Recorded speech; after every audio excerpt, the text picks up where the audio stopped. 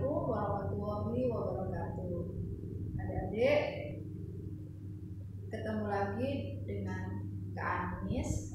Kali ini kita akan belajar tentang cara menarik simpulan. Simpulan itu apa? Simpulan adalah hasil menyimpulkan, apakah itu dari teks atau dari diagram, dari grafik. Hasil menyimpulkan disebut simpulan.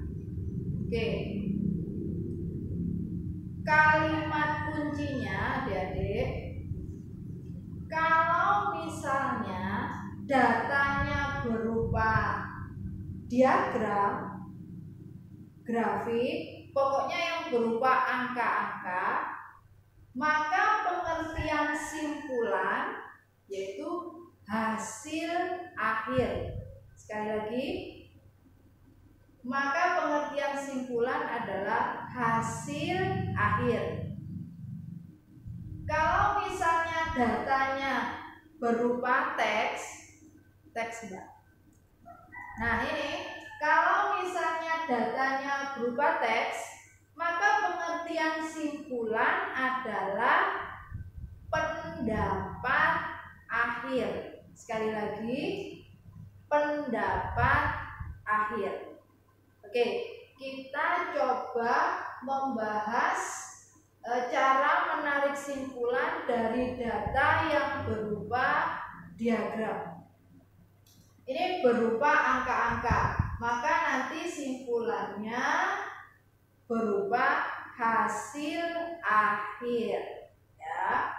Nah, adik-adik, sekarang kita mencoba menarik simpulan dari data yang berupa grafik atau diagram. Kata kunci simpulan, baik itu berupa data yang berupa diagram maupun teks, kata kuncinya adalah simpulannya harus menyeluruh, ya.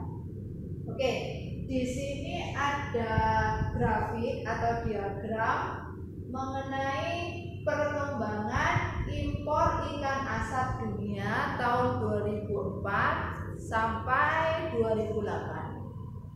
Silakan dicermati mulai dari 2004, 2005, 2006, 2007 dan 2008. Silakan dicermati, ya. Ikan salmon, herring, ikan yang lain, terus totalnya. Kira-kira simpulannya, hasil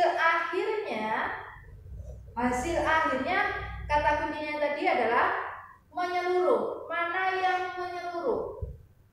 Jawabannya adalah B. Ini hasil menyimpulkan dari data-data ini yang menyeluruh. Ikan asap dunia tertinggi terjadi di tahun 2008 yang totalnya sebesar 100 ton.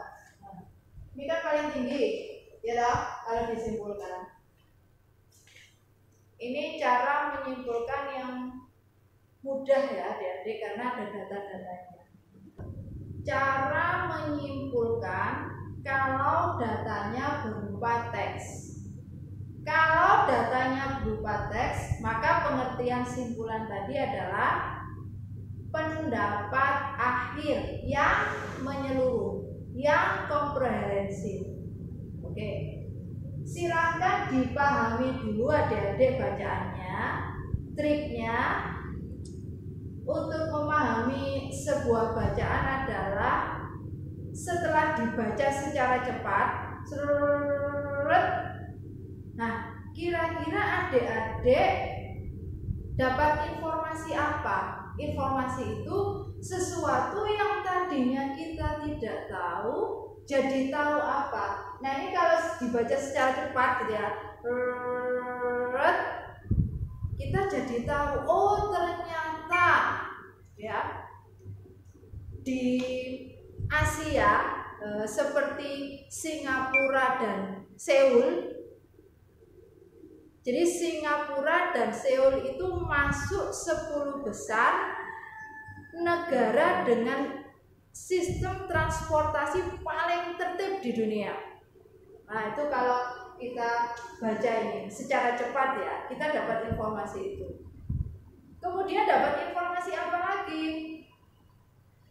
Ternyata negara-negara yang tertib itu memiliki tingkat penggunaan transportasi publik paling tinggi. Jadi negara-negara dengan transportasi paling tertib itu lebih suka menggunakan transportasi publik daripada kendaraan pribadi. Sebaliknya, negara-negara yang peringkat 80 gitu, 80 ke bawah, ini termasuk Indonesia ya. Ini kurang tertib bertransportasi karena lebih suka atau lebih senang menggunakan transportasi pribadi daripada transportasi umum.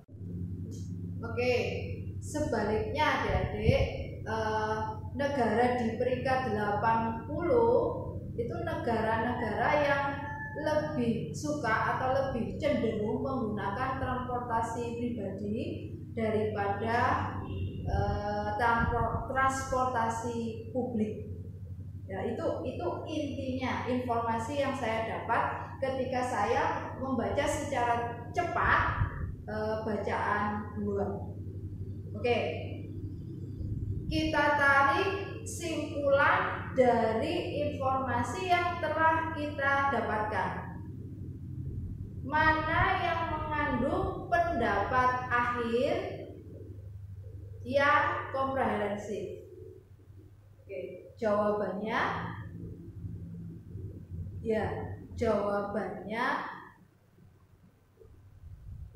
do.